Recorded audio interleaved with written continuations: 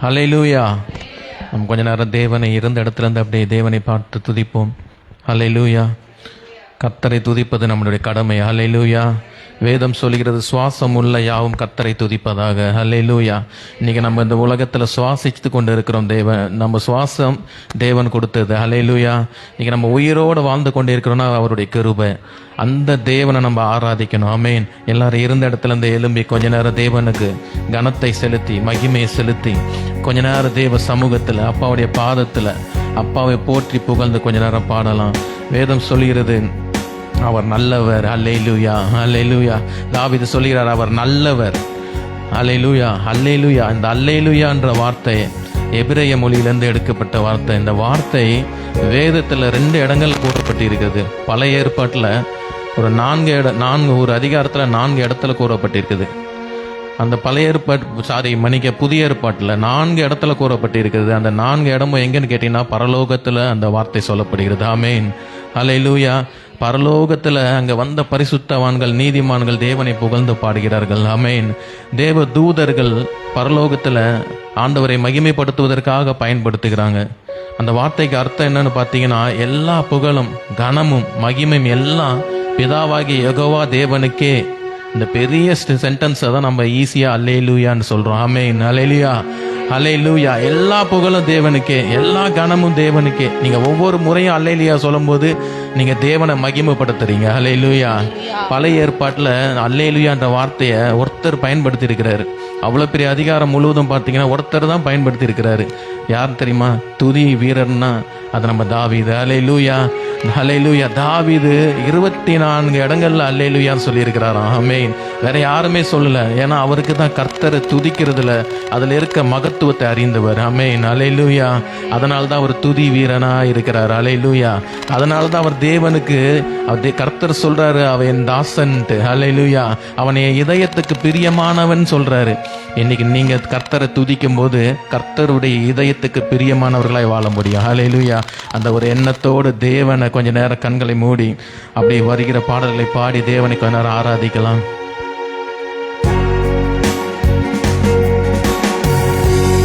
அல்லேலூயா, அல்லேலூயா, அல்லேலூயா, அல்லேலூயா, அல்லேலூயா, அல்லேலூயா, அல்லேலூயா, அல்லேலூயா,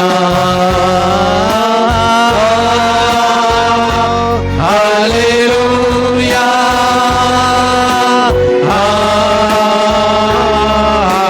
அல்லேலூயா.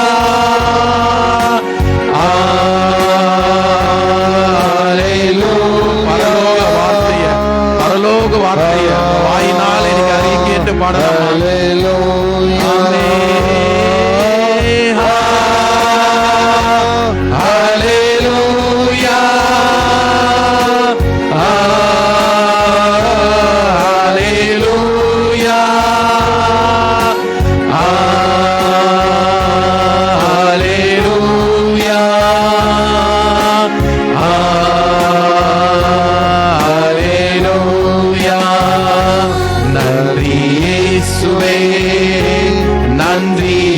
உம்மை துதிப்பதற்காக அப்பா இந்த நேரத்தில் உம்மை ஆராதிப்பதற்காக எங்களுக்கு ஜீவனை கொடுத்தீரே. உமக்கு நன்றி தகப்பனே.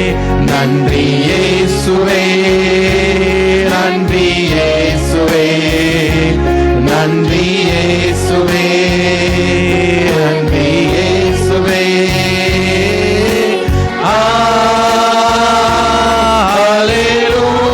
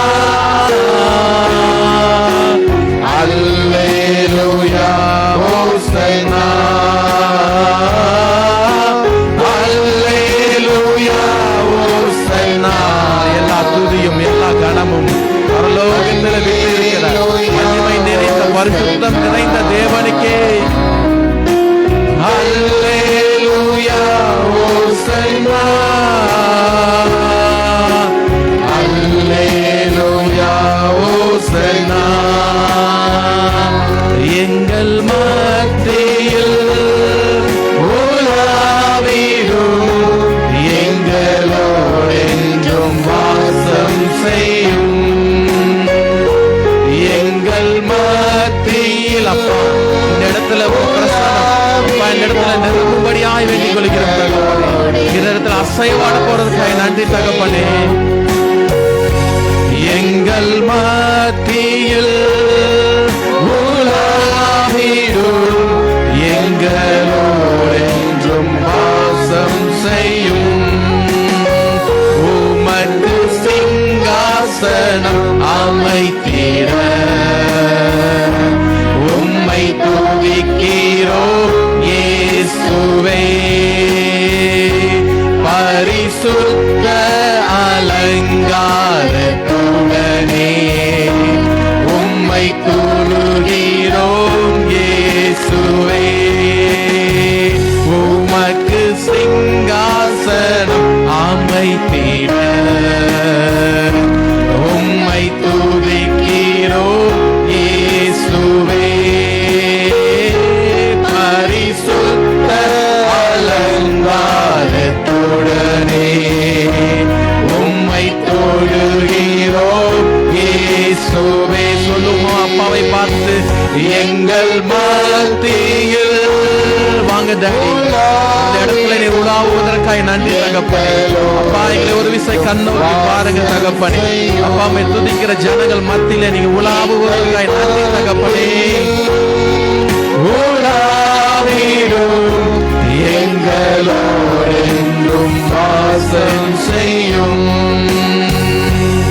இதோ மனிதர்கள் மத்தியில் வாசம் செய்பவரே. எங்கள் நடுவிலே வசித்திட விரும்பிடும் தெய்வமே. உமக்கு சிங்காசனம் அமைத்திட உம்மை துதிக்கிறோம் இயேசுவே. பரிசுத்த அலங்காரத்துடனே உம்மை தொழுகிறோம் இயேசுவே. எங்கள் மத்தியில் உலாவிடும் எங்களோடு என்றும் வாசம் செய்யும் எங்கள் மத்தியில் உலாவிடும் எங்களோடு என்றும் வாசம் செய்யும். ஆராதனை ஆராதனை ஆராதனை ஓ நித்தியமானவரே. ஆராதனை ஆராதனை ஆராதனை ஓ நித்தியமானவரே. நீரே நிரந்தரமானவர், நீரே கனத்துக்கு பாத்திரர், நீரே மகிமையுடையவர். உம்மை என்றும் ஆராதிப்போம். நீரே அப்பா, நீரே கனத்துக்கு பாத்திரர். ஜீவனுள்ள நாளெல்லாம் உம்மையே ஆராதிப்போம் தகப்பனே. உடையவர் உம்மை என்றும் ஆராதிப்போம். கிருபை தந்தீர் உம்மை ஆராதிக்க, பலனை தந்தீர் உம்மை ஆராதிக்க, ஊழியம் தந்தீர் உம்மை ஆராதிக்க, உம்மை என்னாலும் ஆராதிப்பே. உம்மை என்னாலும் ஆராதிப்பே. ஆராதனை ஆராதனை ஆராதனை ஓ நித்தியமானவரே. ஆராதனை ஆராதனை ஆராதனை ஓ நித்தியமானவரே. நீரே நிரந்தரமானவர்,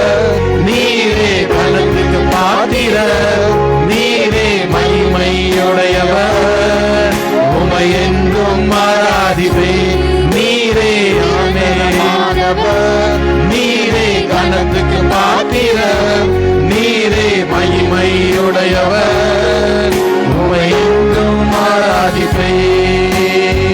நீர் மட்டும் பெருகணும், நீர் மட்டும் பெருகணும், நீர் மட்டும் பெருகணும், நீர் மட்டும் இயேசுவே.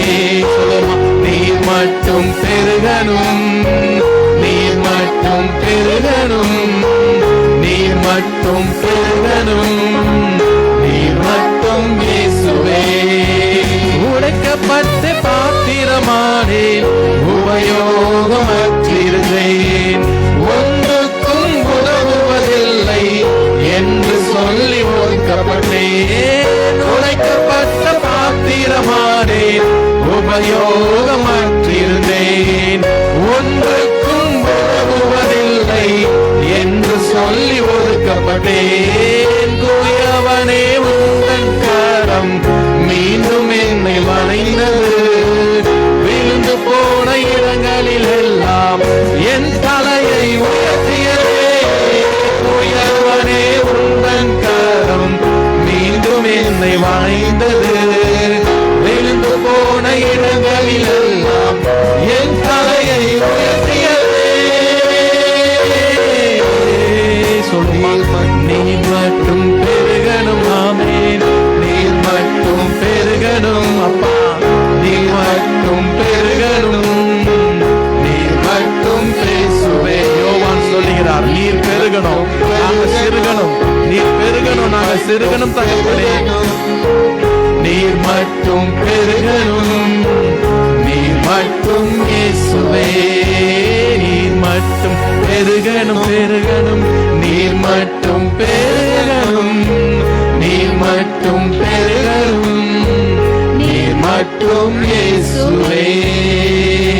அல்லேலூயா, அல்லேலூயா. கர்த்தர் ஒருவரே பெருகணும், ஆமென். நாம் சிறுகணும், அல்லேலூயா. ஆராதனை என்பது பாடல் பாடுவது மாத்திரமில்லை, கர்த்தரை நம்புவது. அல்லேலூயா. கர்த்தரை நம்புவது, விசுவாசிப்பது. ஆமென். கர்த்தரை நம்பினவர்கள் நிச்சயமாக அவங்க ஒரு நாள் கைவிடப்பட்டதே இல்லை. ஆமென். கர்த்தரை நம்பின தீர்க்க அநேக முன்னாடி பழைய ஏற்பாடு காலத்தில் வாழ்ந்த பரிசுத்தவான்கள், நீதிமான்கள் யாரும் எல்லாருமே கர்த்தரை நம்பி வாழ்ந்தவர்கள். அவங்க யாருமே வெட்கப்பட்டு போனதில்லை. அல்லேலூயா. ஆபிரகாம் வெட்கப்பட்டு போனதில்லை, தாவீது வெட்கப்பட்டு போனதில்லை, யோசேப்பு வெட்கப்பட்டு போனதில்லை. சோதனைகள் வந்தாலும் கர்த்தரை நம்பினாங்க, அவங்க எல்லாம் வாழ்க்கையில வெற்றி பெற்றாங்க. அல்லேலூயா. கர்த்தரை விசுவாசிக்கிறவங்க நிச்சயமாய் வெற்றி பெற முடியும். ஆமென். இன்னைக்கு நம்ம கூட கர்த்தரை ஆராதிக்கும் போது சும்மா ஏதோ பாட்டு பாடணும் அப்படின்ட்டு ஆராதிக்காதபடி விசுவாசத்தோடு இந்த உள்ள வார்த்தைகள்லாம் கர்த்தர் எனக்கு நிறைவேற்றுவார், நம்ம பாடுகிற வார்த்தைகள் எல்லாம் கர்த்தரை நிறைவேற்றுவார். விசுவாசத்தோடு அறிக்கை செய்யும் போது கர்த்தர் அதை ஏற்றுக்கொள்கிறான்ற நம்பிக்கையோடு கர்த்தரை ஆராதிக்கணும். அல்லேலூயா. வேதம் சொல்கிறது, உன் வழியை கர்த்தருக்கு ஒப்புவித்து அவர் மேல் நம்பிக்கையாயிரு, அவரே காரியங்களை வைக்க செய்வார். அல்லேலூயா. அவர் மேல் நம்பிக்கையா இருக்கும் போது உங்க வழியில பாதைகள்ல இருக்க இருளெல்லாம் விலகும். அல்லேலூயா. உங்க பாதைக்கு அவரே வெளிச்சமா இருக்கிறார். அல்லேலூயா. ஆமென். இந்த விசுவாசத்தோடு தேவனை நோக்கி, என் நம்பிக்கைக்கு உரியவர் நீரே, ஆமென், நான் நம்புறதுக்கு தகுதியானவர் நீரே, விசுவாசத்தோடு நம்ம பாட போறோம்.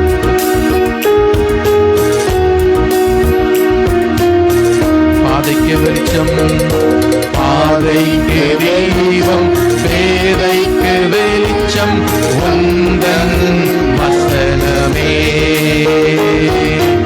ஆற்றல் மிக்கது, ஜீவன் உள்ளது உந்தன் அருள்வாக்கு. பாதைக்கு தெய்வம், பேதைக்கு வெளிச்சம் உந்தன் வசனமே. ஆற்றல் மிக்கது, ஜீவன் உள்ளது உந்தன் அருள்வாக்கு. நம்பிக்கைக்கு உரியவரே, நம்பி வந்தேன் உம் சமூகம், நம்புகிறேன் உம் வசனம். நம்பிக்கைக்கு உரியவரே, நம்பி வந்தேன் சொல்வோமா, ஆமே, நம்புகிறேன் உம் வசனம். பாதைக்கு தெய்வம், பேதைக்கு வெளிச்சம்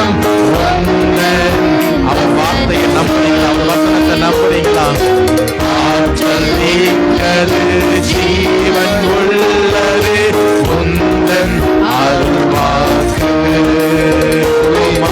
பாதைக்கு தீபம் வேலைக்கு வெளிச்சம் உந்தன் வசனமே. ஆற்றல் மிக்க வார்த்தை அவர் வார்த்தை ஆற்றல் மிக்கது ஜீவன் உள்ளது.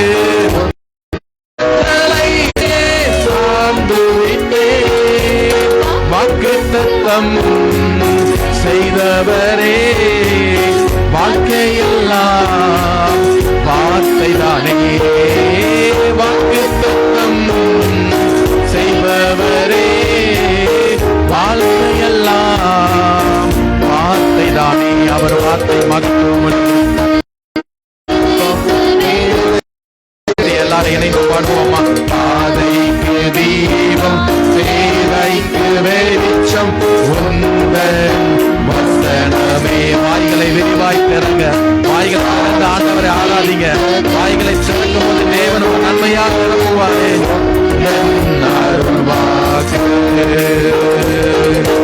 உம்மை நம்புகிற மனிதர்களை உமது அன்பு என்று சோர்ந்து கொள்ளும்.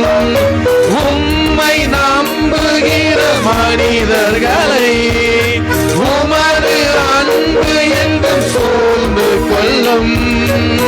உள்ளமெல்லாம் மகிழுதையா உம்பசனம் நம்புவதா. உள்ளமெல்லாம் கர்த்தருடைய வார்த்தையை புரிச்சுக்கிட்டீங்கன்னா நம்புனீங்கன்னா உங்க உள்ளெல்லாம் மகிழவே. இன்னொரு முறை சொல்லுவோமா? உள்ளமெல்லாம் மகிழுதையா உம்பசனம் நம்புவதா.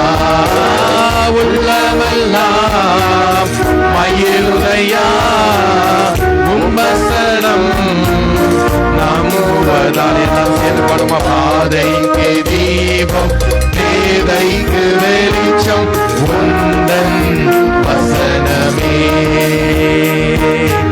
ஆற்றல் மிக்கது ஜீவன் உள்ளது உந்தன் அருள்வாக்கு. பாதைக்கு அமே வெளிச்சம் உந்தன் வசன. வார்த்தை அனுப்பி குணமாக்கிற தேவன். ஆற்றல் மிக்கது ஜீவன் உள்ளது உந்தன் அருள்வாக்கு. என் நம்பிக்கைக்கு உரியவரே நம்பி வந்தேன் உன் சமூகம். எத்தனை பேர் அப்பாவுடைய சமூகத்தை இந்த நேரத்தில் நம்பி வந்திருக்கீங்க? நம்பின உங்களுக்கு அவர் தீபமாய் வெளிச்சமாய் அல்லேலூயா அவர் வார்த்தை அனுப்பி நன்மை செய்கிறவராய் இருப்பார். அல்லேலூயா ஆமென். ஓ நம்புகிறே உன் வசனம் சொல்லுமா? பாதைக்கு தீபம் பேதைக்கு வெளிச்சம் வசனமே. ஆற்றல் மிக்கது ஜீவன் உள்ளது உந்தன் அருள்வாக்கு. பாதைக்கு தீபம்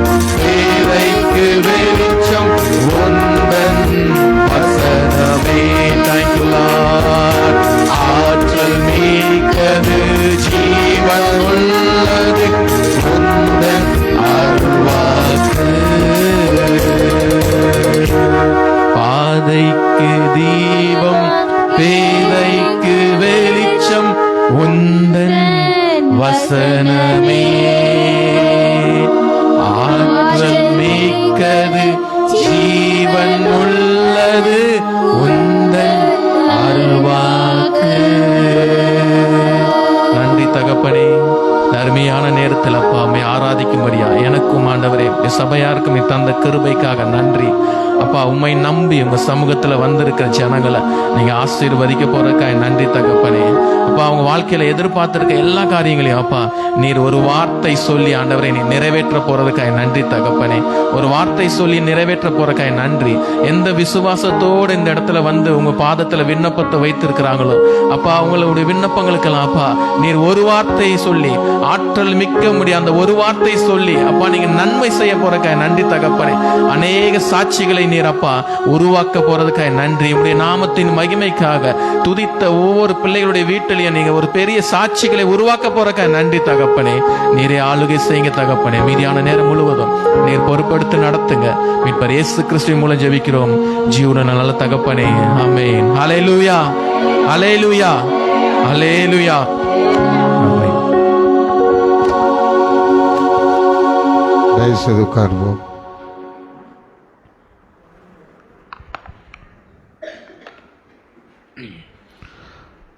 கர்த்தருடைய பரிசுத்தமுள்ள நாமத்திற்கு மகிமை உண்டாவதாக. யாருக்கெல்லாம் ஞாபக சக்தி அதிகமாக இருக்கு?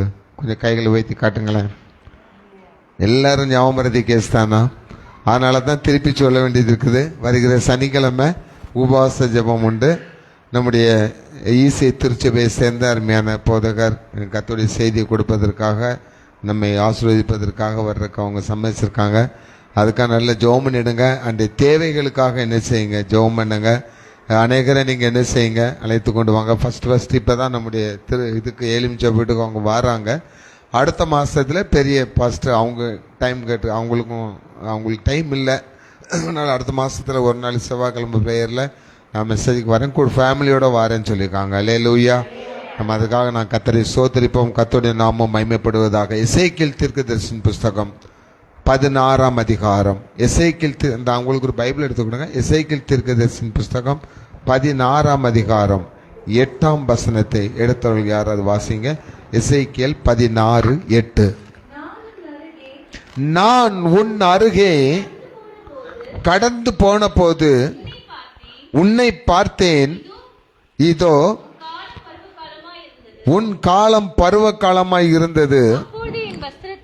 அப்பொழுது என் வஸ்திரத்தை உன்மேல் விரித்து உன் நிர்வாணத்தை மூடி உனக்கு ஆணையிட்டு கொடுத்து உன்னோடு உடன்படிக்கை பண்ணினேன் என்று கர்த்தராகிய ஆண்டவர் சொல்லுகிறார். இவ்விதமாய் நீ என்னுடையவளாய் ஆனாய். ஹல்லேலூயா. மைக்ல திருப்பி ஒரு சத்தமா வாசிங்க பார்க்கலாம். அதே நான் உன் அருகே கடந்து போன போது போதும். ஆண்டவர் சொல்றாரு, இன்னைக்குரிய செய்தியின் தலைப்பு நீ என்னுடையவள் ஆனாய். ஹல்லேலூயா. ஐயாமாரத்தை பார்த்து ஆண்டவர் சொல்றாரு, நீங்கள் என்னுடையவர் ஆனீர்கள். அம்மாமார தங்கச்சிமாரெல்லாம் பார்த்து சொல்றாங்க, நீ யாருடையவள் ஆனாய்? கர்த்தருடையவள் ஆனாய். என்னுடையவள்னா கர்த்தருடையவள்னு அர்த்தம். அந்த கர்த்தருடையவள் ஆனாய்ங்கிற அந்த வார்த்தைக்கு முன்னாடி தான் சொல்லப்பட்டிருக்கு, நான் உன்னை பார்க்கும்போது எப்படி இருந்த. அதுக்கு மேல உள்ள 2 லைனை வாசிங்க. உன்னை பயிரை வளர்ப்பது போல நான் உன்னை என்ன செஞ்சிருந்தேன், வளர்த்திருந்தேன். செழிப்பா இருந்த, நல்ல பசுமையா இருந்த, நல்ல இளமையா இருந்த. எல்லாரும் உன்னை பார்க்கும் போது ரொம்ப சௌந்தரவதியா இருந்த. எல்லாரும் அழகா பார்த்து என்ன செஞ்சாங்க, ஆச்சரியப்பட்டாங்க. ஆனா உலகத்தாருடைய எல்லார் பார்வைக்கு உன்னுடைய அழகு, உன்னுடைய வளம், உன்னுடைய ஞானம், உன்னுடைய காரியங்கள் தான் தெரிஞ்சிச்சு, வேற எதுவும் தெரியல. ஆனா ஆண்டவருடைய கண்களுக்கு மட்டும் தெரியுது, நீ நிர்வாணமாய் இருக்கிறாய், வஸ்திரம் இல்லாமல் இருக்கிறாய். நான் உன்னை பார்த்த பொழுது ஆண்டவர் சொல்றார், நீ நிர்வாணமாய் இருந்தாய். நான் எங்கெங்க நிர்வாணமாய் இருந்தேன்? ஒருவேளை சின்ன வயசுல பிறக்கும் போது அப்படி இருந்திருக்கலாம். இப்பெல்லாம் எவ்வளவு காஸ்ட்லியா ட்ரெஸ் பண்றேன், எவ்வளவு என்னுடைய ட்ரெஸ் எல்லாம் எவ்வளவு காஸ்ட்லியான ட்ரெஸ் அப்படிலாம் நம்ம நினைக்கலாம். உலகத்தின் பார்வைக்கு நம்ம எவ்வளவு நம்முடைய காஸ்டியூம்லாம் எவ்வளவு இதா காஸ்ட்லியா இருந்தாலும் நம்ம ஒண்ணு நினைக்கிறோம், நம்மை பார்க்கிற ஒருத்தர் என்ன செய்கிறாரு, இருக்கிறார். மனுஷன் நம்முடைய உடல் அலங்காரத்தை, வீட்டு அலங்காரத்தை, முக அலங்காரத்தை பார்க்கிறான். ஆனா ஆண்டவர் ஒருத்தர் இடத்துல நம்முடைய இருதய அலங்காரத்தை பார்க்கிறாரு. அப்படி நம்முடைய இருதயத்துல பாவமான சிந்தனைகள், பாவமான காரியங்கள், பாவத்துக்குரிய சிந்தனைகள் இருக்குமானா உலகத்தின் பார்வைக்கு நீ வஸ்திரம் அணிந்தவளா இருக்கலாம். உலகத்தின் பார்வையில நீங்க காஸ்ட்லியான பட்டு சேலை போடலாம், எப்படி வேணாலும் போலாம், ஏகப்பட்ட நகைகளை அணிந்து நீங்க அப்படி ஜொலிச்சுக்கிட்டு இருக்கலாம். ஆனா ஆண்டவர் சொல்லுகிறார், நீ நிர்வாணி. ஆனா எதுக்குன்னா நீ உடுத்த வேண்டிய வஸ்திரமே வேற. அந்த வஸ்திரம் ஆவிக்குரிய வஸ்திரம், ரட்சிப்பின் வஸ்திரம். இந்த ரட்சிப்பின் வஸ்திரம் இல்லாதபடினால உன் வாழ்க்கை எப்படி இருந்ததுதான்? நான் அவருடையவளாய் மாறும்படியா, ஆண்டவருடைய பிள்ளைய நான் மாறுறதுக்கு முன்னாடி, அந்த ரட்சிப்பின் வஸ்திரத்தை எனக்கு ஆண்டவர் கொடுக்கறதுக்கு முன்னாடி நான் எப்படி இருந்தேன்? அதே எசேக்கியேல் 16ஆம் அதிகாரம் 4ஆம் வசனத்தை வாசித்து பாருங்க. உன் பிறப்பின் வர்த்தமானம் என்னவென்றால், நீ பிறந்த நாளிலே உன் தொப்புள் அறுக்கப்படவில்லை, நீ சுத்தமாவதற்கு தண்ணீரினால் குளிப்பாட்டப்படவும் இல்லை, உப்பால் சுத்திகரிக்கப்படவும் இல்லை, உனக்காக பரிதபித்து இவைகளை ஒன்றை ஆகிலும் உனக்கு செய்ய ஒருவரும் இல்லை, ஒருவரும் இல்லை. தொப்புள் கொடி அறுக்கப்படல, குழந்தை பிறந்த உடனே அந்த காயை இன்னும் என்ன செய்யல, ஆற்றப்படல, மேல இருந்த அந்த இரத்த கரைகள் கூட என்ன செய்யல, துடைக்கப்படல. அப்பதான் அந்த குழந்தை எப்படி இருக்கும்? நாற்றம் எடுத்த சரீரம், கழுவாம அப்படி ரத்தத்திலே இருந்துச்சுன்னா அது கொஞ்ச நேரத்தில் என்ன செய்யறோம், நாத்தம் எடுக்க ஆரம்பிச்சிடும். அப்ப அந்த தாய் குழந்தைய பெத்து போட்டு அப்படியே அன்கான்சியஸ்ல இருந்தாங்கன்னா அந்த இடமே ஒரு துர்நாற்றம் என்ன செய்யும், அடிக்கும். ஆனா உன்னை கழுவுறக்கு, உன்னை குளிப்பாட்டுறக்கு, உன் ரத்தத்தை துடைக்கிறதுக்கு, தொப்புள் கொடி அறுக்கிறதுக்கு உனக்கு உதவி செய்வதற்கு யாரும் இல்லை.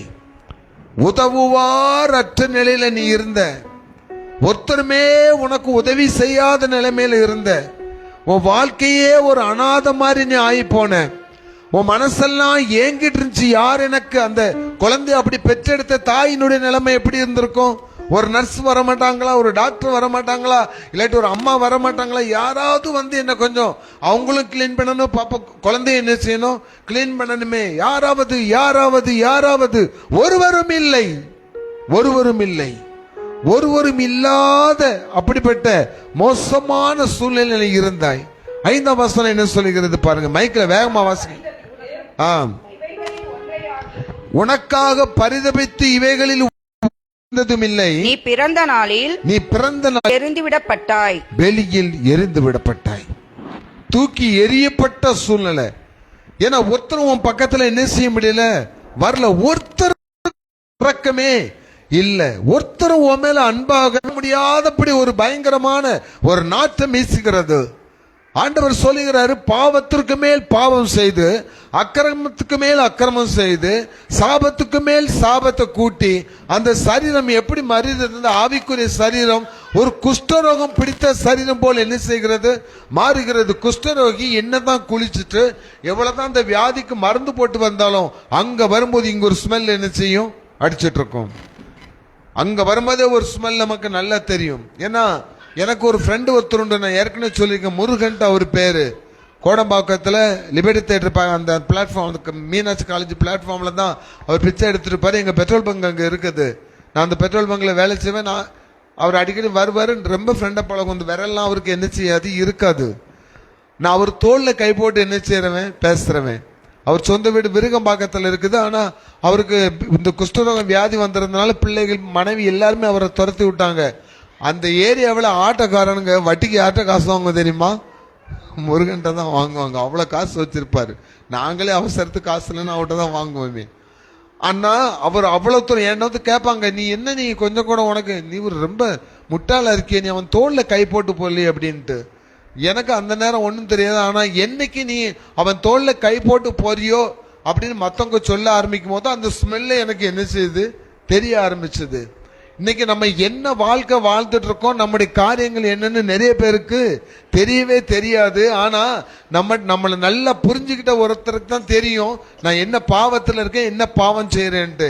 உங்களை புரிந்தவர் ஆண்டவர் ஒருவர் இருக்கிறார். இந்த உலகத்துல உள்ளவங்களுக்கு நம்ம யாருன்னு என்ன செய்யாது தெரியாது, நம்முடைய அந்தரங்க வாழ்க்கை தெரியாது, நம்முடைய இதயத்தின் நினைவுகள் தெரியாது. நம்முடைய அன்பை குறித்ததான அந்த ஃபண்டமெண்டல் நிறைய பேருக்கு தெரியாது. குற்றம் சுமத்துறவங்க ஒரு பக்கம் இருப்பாங்க, சந்தேகப்படுறவங்க ஒரு பக்கம் இருப்பாங்க, நம்முடைய அழிவை பார்க்கறதுக்கு நிறைய பேர் காத்திருப்பாங்க. ஒருத்தராவது இந்த உலகத்தில் நம்முடைய வளர்ச்சியை பார்த்து சந்தோஷப்படுறவங்க 1000ல் ஒருத்தர் கூட இருக்கிறது சந்தேகம். ஆண்டவர் சொல்லுகிறாரு, நீ எந்த சூழ்நிலையில இருந்தாலும், எப்படிப்பட்ட சூழ்நிலையில இருந்தாலும், எல்லாராலும் நீ தள்ளப்பட்ட நிலையில இருந்தாலும், ஆண்டவர் சொல்கிறார், உன்னை தான் நான் பார்த்து கொண்டிருக்கிறேன். அப்படிப்பட்டவங்களுக்கு தான் ஆண்டவர் என்ன செய்றாரு, அவர் சொல்ல பாருங்க, அந்த 6ஆம் வசனத்துல உயிருக்கு போராடி கொண்டிருக்கிற ஒரு நிலைமை. அந்த 6ஆம் வசனத்தை வாசித்து பாத்தீங்கன்னா, தூக்கி எறியப்பட்டு எதுக்கு போராடிட்டு இருக்காங்க? உயிருக்கு போராடி கொண்டிருக்கிற அந்த ஜீவனை பார்த்து 7ஆம் வசனம் என்ன சொல்லுது பாருங்க, உன்னை வயலின் பயிரை போல அநேகமாயிரமாய் பெருகும்படி வைத்தேன். நீ வளர்ந்து பெரியவளாகி மகா சௌந்தரியவதியானாய் உன் ஸ்தலங்கள் எழும்பின, உன் மயிர் வளர்ந்தது. ஆனாலும் நீ நிர்வாணமும் அம்மனமுமாய் இருந்தாய். 6ஆம் வசனம் என்ன சொல்லுது பாருங்க, நான் உன் அருகே கடந்து போன போது மிதிக்கப்படுவதற்கு ஏதுவாய் நீ உன் ரத்தத்தில் கிடக்கிறதைக் கண்டு உன் ரத்தத்தில் கிடக்கிற உன்னை பார்த்து பிழைத்திரு என்றேன். ஆம், உன் ரத்தத்தில் கிடக்கிற உன்னை பார்த்து பிழைத்திரு என்று சொன்னேன். நல்ல கவனிங்க. எல்லாராலும் தள்ளப்பட்ட நிலைமை, எல்லாராலுமே ஒதுக்கப்பட்ட நிலைமை, யாருமே இனிமே நம்ம கூட சேர மாட்டாங்க அப்படின்னு கைவிடப்பட்ட நிலையில தூக்கி எறியப்பட்ட நிலைமை, எல்லாராலும் அருவருக்கப்படுகிற சூழ்நிலையில நம்ம இருக்கோம். நம்ம பிள்ளைகள் இருக்கு, குடும்பம் இருக்குன்னா ஆண்டவர் சொல்லுகிறாரு, நான் உன்னை பார்க்கிறேன். இரத்தத்தில் கிடந்த உன்னை நான் பார்த்து பிழைத்திரு என்று சொன்னேன். இன்னைக்கு ஆண்டவர் உங்களை பிழைத்திருக்கிறீங்கன்னு சொல்ல போறாரு. அல்லேலூயா. மிகுந்த போராட்டத்தில் இருக்கிற மகளே, உன்னை பார்த்து ஆண்டவர் சொல்ல, நீ பிழைத்திரு. மிகுந்த வியாதியோடு இருக்கிற உங்களை பார்த்து ஆண்டவர் சொல்ல, நீ பிழைத்திரு. ரத்தத்தில் கிடக்கிற ஒண்ணு, எல்லாராலும் ஒதுக்கப்பட்டு தள்ளப்பட்டிருக்கிற பர்டிகுலரா ஒவ்வொருவரையும் பார்த்து ஆண்டவர் சொல்லுகிறார், நீ பிழைத்திரு, நான் உன்னை பிழைப்பூட்டுகிற கடவுள். அல்லேலூயா. ஆண்டவர் உங்களை பிழைப்பூட்டுகிற கடவுள். அப்போ பிழைத்திருன்னு சொன்ன உடனே ஆண்டவர் அவங்களை என்ன செஞ்சிட்டாரு, சுத்திகரிச்ச பிறகுதான் அவ எப்படி வளர்ந்தாலாம், சௌந்தரவதியில இளம் பயிரை போல் என்ன செஞ்சா, வளர்ந்து வந்துட்டா, நல்லா வளர்ந்துட்டா, நல்ல பருவம் அடைஞ்சிட்டா. வாலிப பிள்ளை எப்படி இருக்குமோ, அந்த டீனேஜ் பருவத்துல பிள்ளைங்க எப்படி இருக்குமோ, 13 to 19க்குள்ள அந்த பிள்ளைங்க எப்படி ஒரு அபீர்தமான வளர்ச்சி அடையுமோ, பையங்க எப்படி ஒரு அபீர்தமான வளர்ச்சி அடைவாங்களோ, அதே மாதிரி ஒரு வளர்ச்சியை நீ என்ன செஞ்சிட்ட, வளர்ந்துட்ட. யார் பிழைப்பூட்டினா? கர்த்தர் பிழைப்பூட்டினபடினால நீ இப்படி வளர்ந்துட்ட. உன்னை நான் தான் அப்படி வளர்த்தேன். ஆனாலும் நான் உன்னை பார்க்கும் பொழுது நீ எப்படி இருந்தாய்? அம்மனமும் நிர்வாணமுமாய் இருந்தாய், வஸ்திரமே இல்லாதவளாய். அப்போ ஆவிக்குரிய வகையில பார்த்தா எல்லா பரிசுத்தவான்கள் இருக்கிற இடத்துல இல்லாட்டி நம்ம போகும்போது நம்ம எப்படி இருக்கிறோம்? நிர்வாணமாய் இருக்கிறோம். உலகத்தின் பார்வைக்கு நம்ம எப்படி இருக்கிறோம்? காஸ்ட்லியா இருக்கிறோம். கோயிலுக்கு போகும்போது எப்படி போறோம்? இருக்கிறதுலே நல்ல ட்ரெஸ் எதுன்னு தானே என்ன செய்யறோம். நாளைக்கு போனா இன்னைக்கே அதுக்கு நம்ம என்ன செஞ்சிடறோம், ஆயத்தப்படுத்தி சப்பல் முதற்கொண்டு ஷூ முதற்கொண்டு பாலிஷ் எல்லாம் போட்டு கண்மையில அடிச்சு சும்மா நம்மள பல எங்க கொண்டு காட்டுறோம், ஆண்டவர்கிட்ட காட்டுறோம். ஆண்டவரை எவ்வளவு பளபளப்பா வந்திருக்கேன். ஆண்டவர் சொல்றாரு, நீ நிர்வாணமா இருக்க, என் மூஞ்சி என்ன செய்யாத, பார்க்காத. உன்னை பார்க்கறக்கே எனக்கு சகிக்கல, ஏன்னா நீ நிர்வாணமா இருக்கிற. அப்படி சொல்லி ஆண்டவர் வெறுக்கல. அந்த 8ஆம் வசனத்துல ஆண்டவர் சொல்றாரு, நிர்வாணமாய் இருப்பத உன்னை நான் பார்த்து என்னுடைய வஸ்திரத்தால் உன்னை என்ன செய்கிறேன், மூடினேன். அப்போ அந்த ரெட்டிப்பின் வஸ்திரம் எங்க இருந்து வந்துச்சு யாருக்காவது தெரியுமா? அது எந்த ரூபத்துல வந்துச்சுன்னு தெரியுமா? இயேசு சிலுவையில் அடிக்கப்பட்ட உடனே அவருடைய வஸ்திரத்தை என்ன செஞ்சாங்க, கலத்தி அவரை நிர்வாணமாக்கி அந்த வஸ்திரத்தை 4 துண்டா என்ன செஞ்சாங்க, கிழிச்சு ஆளுக்கு ஒரு பங்கா எடுத்தாங்க. உலகத்தினுடைய 4 திசைகளிலும் ரட்சிப்பு வருவதற்கு, ரட்சிப்பின் வஸ்திரம் வருவதற்கு காரணமே இரத்தத்தால் அங்கு உருவாக்கப்பட்ட கிழிக்கப்பட்ட அந்த வஸ்திரம் இயேசுவின் வஸ்திரமே. அல்லேலூயா. அந்த இயேசுவின் இரத்த கரைப்பட்ட வஸ்திரம் தான் நமக்கு ரட்சிப்பை கொடுத்தது. அந்த வஸ்திரத்தை தான் ஆண்டவர் நமக்கு மூடிட்டு சொல்றாரு, இந்த ரட்சிப்பின் வஸ்திரம் என்னைக்கு உனக்கு கொடுக்கப்படுதோ அன்னைக்கு நீ என்னுடையவளா என்ன செஞ்சிட்ட, மாறிட்ட. ஒருவேளை நம்ம எப்பேற்பட்ட சூழ்நிலையில கூட நம்ம இருக்கலாம். எந்த சூழ்நிலையில நீங்க இருந்தாலும், எப்படிப்பட்ட சூழ்நிலையில இருந்தாலும், ஆகாதவர்கள் என்று தள்ளப்பட்டவர்களா இருந்தாலும், எல்லாரும் உங்களை வெறுக்கிற மாதிரி இருந்தாலும், உங்க குடும்பத்தையே ஒரு மாதிரியா பார்க்கிறவங்களா இருந்தாலும், எங்க குடும்பத்தையும் ஒரு காலத்துல அப்படித்தான் சிஸ்டர் பார்த்தாங்க, அப்படித்தான் பார்த்தாங்க. எல்லாரும் ஒரு மாதிரி, என் சொந்தக்காரங்க முத கொண்டு, எங்க அண்ணன் தம்பி முத கொண்டு எல்லாருமே எங்க ஃபேமிலியை தனியா ஒதுக்கி வச்சாங்க. யாரெல்லாம் எங்களை ஒதுக்கி வச்சாங்களோ இன்னைக்கு அவங்க தான் எங்களை தூக்கி மென்மையா வச்சிருக்காங்க. அல்லேலூயா. ஏன்னா அந்த நேரத்தில் ரட்சிப்பின் வஸ்திரம் எனக்கு இல்ல.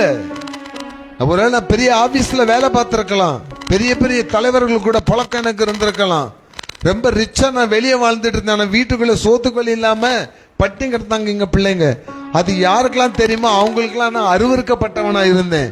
அது தெரியாதவங்களுக்கு, வெளியே உள்ள ஆபீஸ்க்கு வெளியே உள்ள பெரிய பெரிய அரசியல்வாதிகளுக்கெல்லாம் நான் ரொம்ப பழக்கப்பட்ட ஒரு பெரிய ஆளா தான் இருந்தேன். ஆனா ஆண்டவருக்கு தெரியும், நீ என்னதான் பெரிய ஆளா இருந்தாலும் நீ ரட்சிக்கப்படாம இருக்கிற வரைக்கும் நீ அருவருக்கப்படத்தக்கவன்.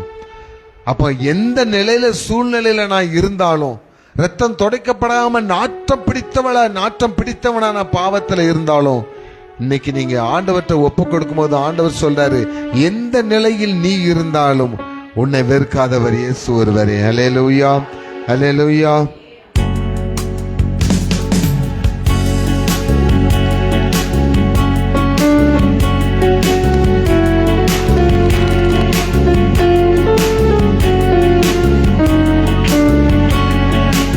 எந்த நிலையில் நீ இருந்தாலும் உன்னை வெறுக்காதவர் இயேசு ஒருவரே, என் தேவன் நடுவரே.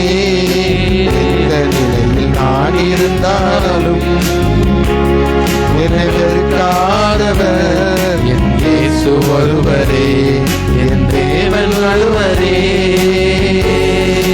நோயாளியாய் நீ இருந்தால் பலர் வெறுப்பார்கள், நோயாளியாய் நீ இருந்தால் பலர் வெறுப்பார்கள், உன் நோய்களையே சொல்லி சொல்லி நோகடிப்பார்கள், உன் நோய்களையே சொல்லி சொல்லி நோகடிப்பார்கள்.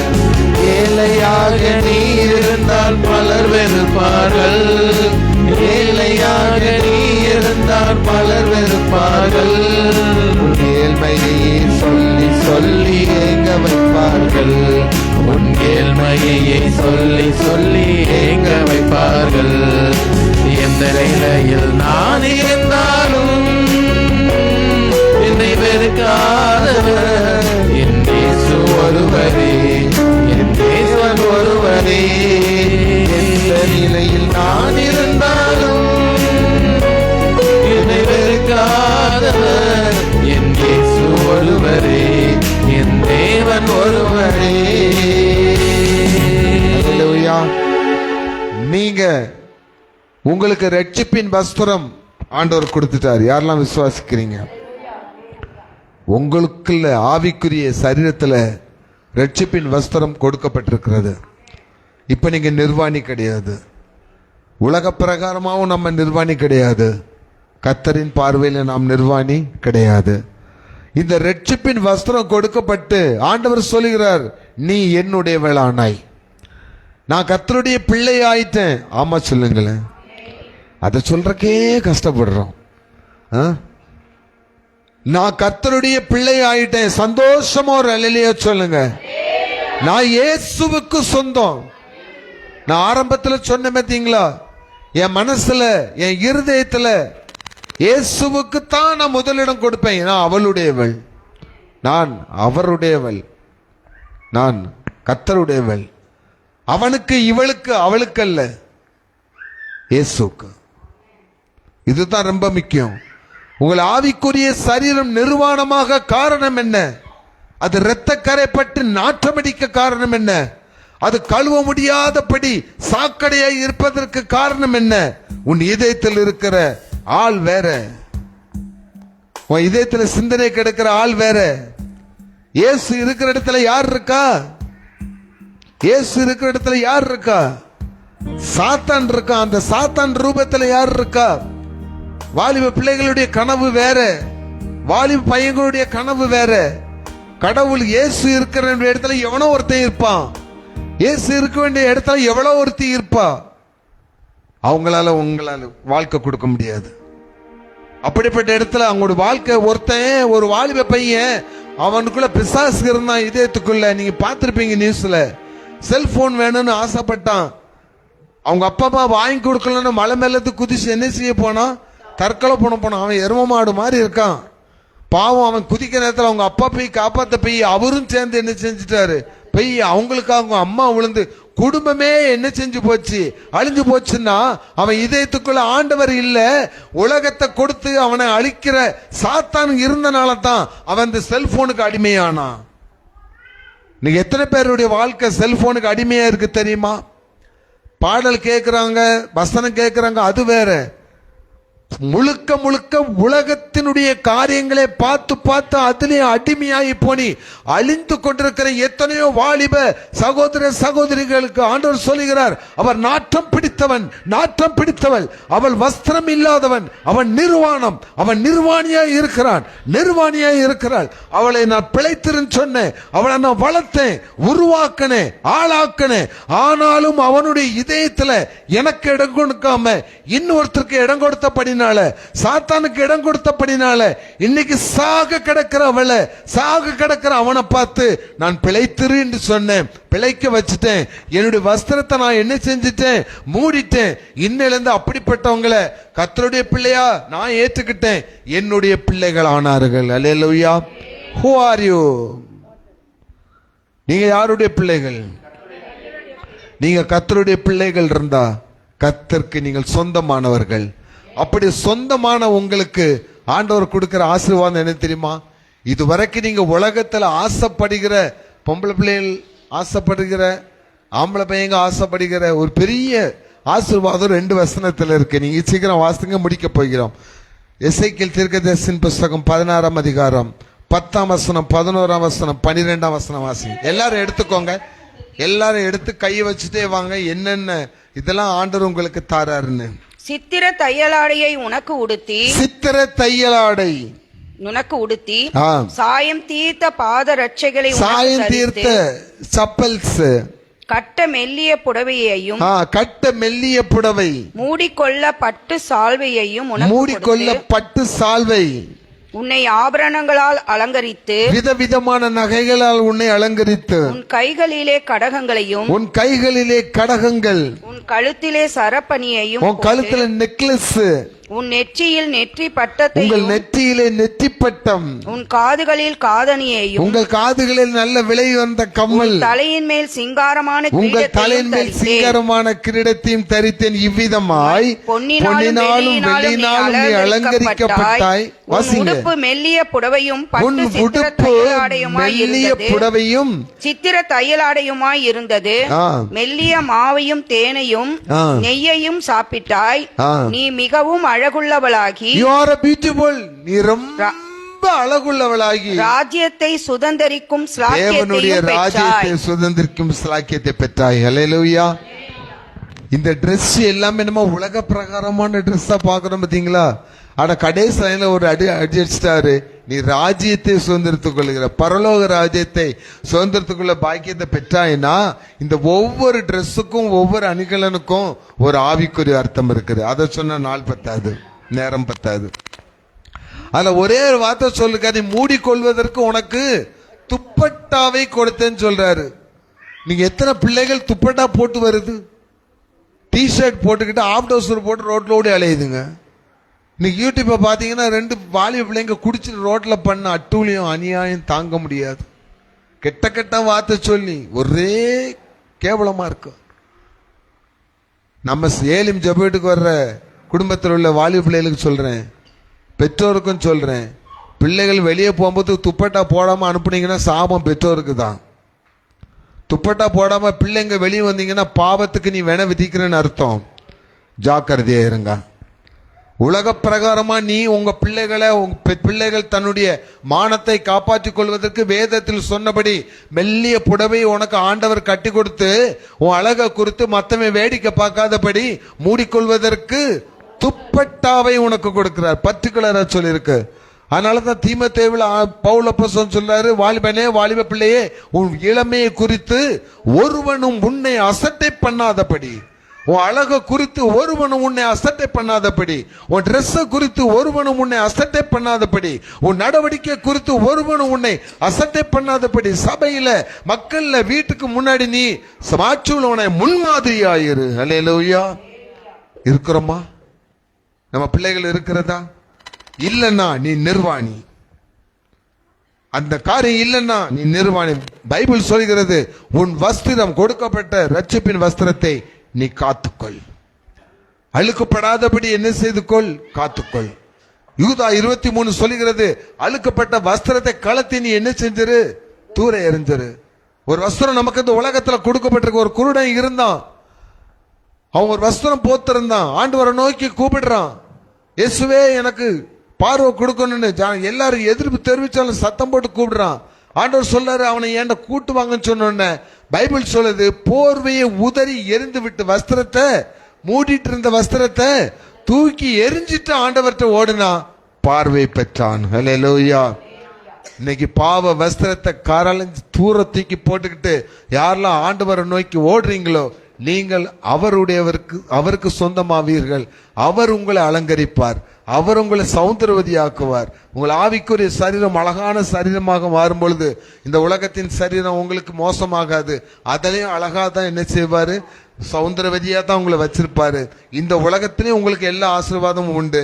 நீங்கள் ராஜ்யத்தின் ஸ்லாக்கியத்தை என்ன செய்வீங்க? பெற்றுக்கொள்ளுவீங்க. அதை பெற்றுக்கொள்ளும்படி நாம் முழங்கால் படியிட்டு ஜெபிப்போம். நம் கர்த்தருடைய பிள்ளைகளாகும்படி ஆண்டவரிடத்தில் ஒப்பு கொடுப்போம்.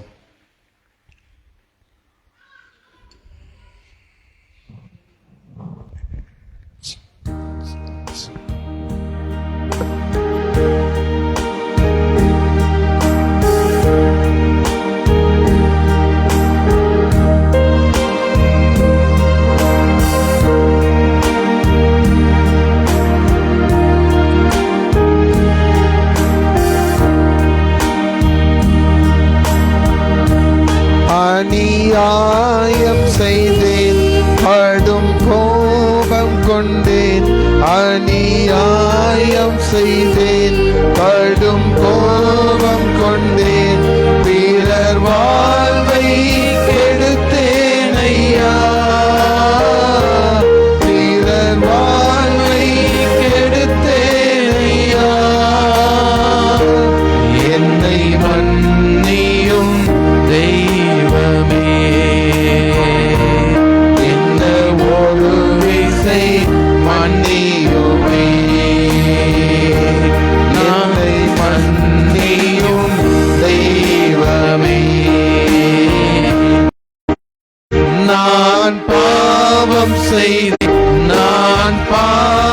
செய்தேன், உம்மை நோக செய்தேன். உம்மை தேடாமல் வாழ்ந்து வந்தேன், உம்மை தேடாமல் வாழ்ந்து வந்தேன். என்னை மன்னியும் தெய்வமே, இந்த ஒரு என்னை மன்னியும் தெய்வமே. இந்த ஒரு விசை மன்னியுமே. இயேசுவே என் தெய்வமே. ஒப்பு கொடுப்போமா எல்லாரும்? வாலிப சகோதரனே, இதை பார்த்து கொண்டிருக்கிற, லைவ்ல பார்த்து கொண்டிருக்கிற குடும்பத்தையும் பார்த்து கொண்டிருக்கிற வாலிப தம்பி தங்கச்சி, சின்ன பிள்ளைகளே, ஆண்டவற்றை ஒப்பு கொடுங்க. நிர்வாணமாய் இருக்கக்கூடாது. நீங்க நிர்வாணமாய் இருக்கிறது ஆண்டவர் விரும்பல, ஆண்டவர் விரும்பல. உங்களை மூடி உங்களை அழகு பார்க்க விரும்புகிறார், உங்களை சொந்தமாக்க விரும்புகிறார். உலகத்துக்கு சொந்தமல்ல, உலகத்திற்கு இடமில்லை.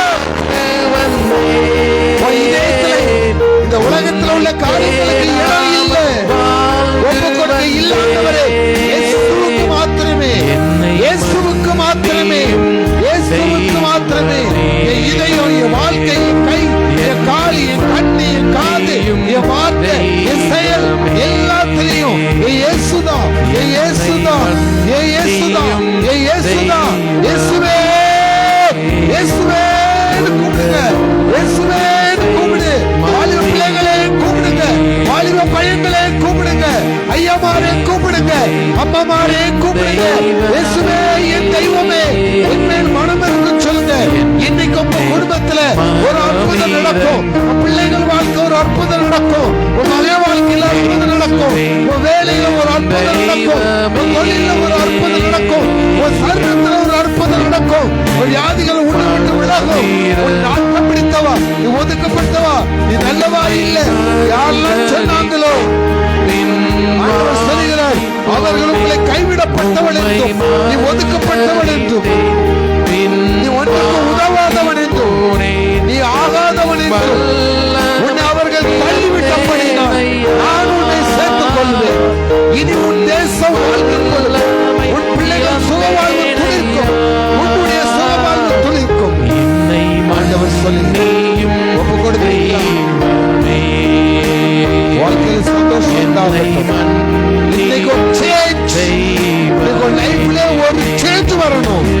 என்னை மன்னியும் தெய்வமே, இந்த ஒரு விசை மன்னியுமே. ஜெபம் பண்ண கடவுள். எங்களை நேசிக்கிற நல்ல தகப்பனே, உம்மை நாங்கள் நன்றியோடு துதிக்கிறோம், சோதரிக்கிறோம். இந்த நாளிலே ஆண்டவர் எங்களுக்கு கொடுத்த வார்த்தை, இனி நீங்கள் நிர்வாணிகள் அல்ல, இனி நீங்கள் வஸ்திரம் அல்லாதவர்கள் அல்ல, இயேசுவின் இரத்தத்தால் வெளுத்து தோய்க்கப்பட்ட இரட்சிப்பின் வஸ்திரத்தை நீங்கள் அணிந்திருக்கிறபடினால் வேதம் சொல்கிறது, இவர்கள் எங்கிருந்து வந்தார்கள்? மிகுந்த உபத்திரவத்திலே வந்தார்கள்.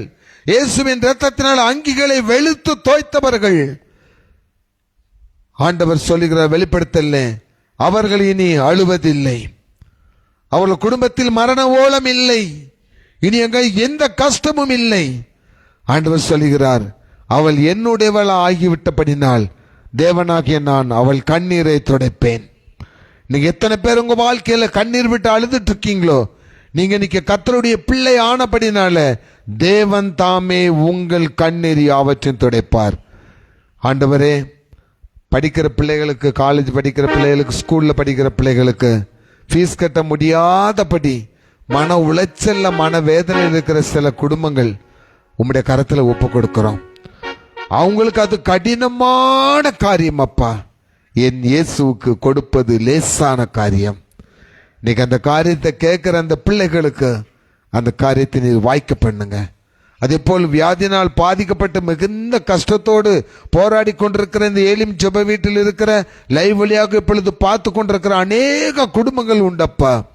ஆண்டவரே, அவர்களுக்கு உம்முடைய இரட்சிப்பின் வஸ்திரத்தை மூடி, நோய்ங்கிற வஸ்திரத்தை, குருடன் தன்னுடைய போர்வையை எடுத்து உதறி தூர விட்டு போனது போல வியாதி படுக்கின்ற போர்வை உதறி விடப்படட்டும் அப்பா. சுகத்தை கொடுங்க. பிரசவத்துக்காக காத்திருக்கிற பிள்ளைகளுக்கு பிரசவ காலங்களை வாய்க்க பண்ணுங்க.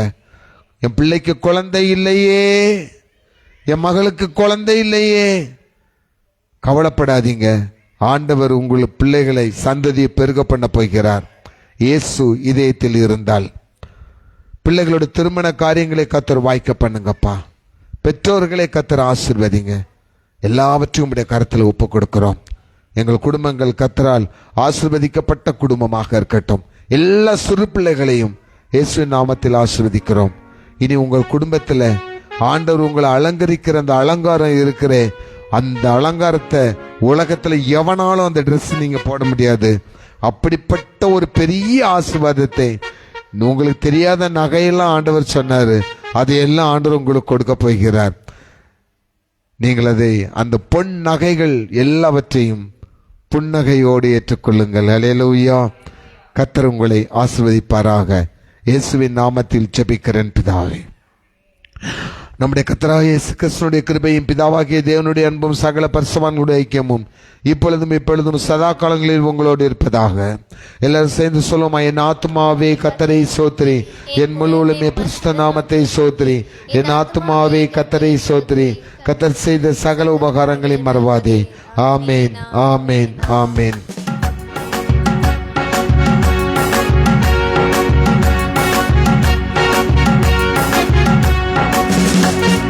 சந்தோஷமாயிருங்க, எப்பொழுதும் சந்தோஷமாயிருங்க. சந்தோஷமாயிருங்க, எப்பொழுதும் சந்தோஷமாயிருங்க. உயர்வானாலும் தாழ்வானாலும்,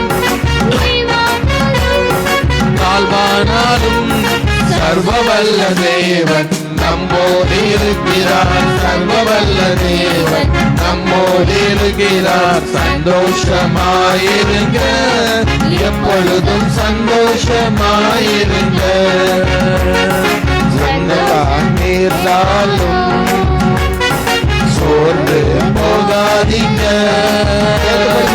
என்னதான் நேர்ந்தாலும் சோர்ந்து போகாதீங்க. நம்மை அழைத்த தேவன் கைவிட மாட்டார். சந்தோஷமாயிருங்க. நம்மை அழைத்த தேவன் கைவிட மாட்டார். சந்தோஷமாயிருங்க. சந்தோஷமாயிருங்க, எப்பொழுதும் சந்தோஷமாயிருங்க. சந்தோஷமாயிருங்க, எப்பொழுதும் சந்தோஷமாயிருங்க. அல்லேலூயா. கர்த்தர் உங்களை ஆசீர்வதிப்பாராக. எல்லாருக்கும் சோத்திரம். சாட்டர்டே மறந்துடாதீங்க. கரெக்டா 10:30 மணிக்கு எல்லாருமே அந்த டைமுக்கு கரெக்டா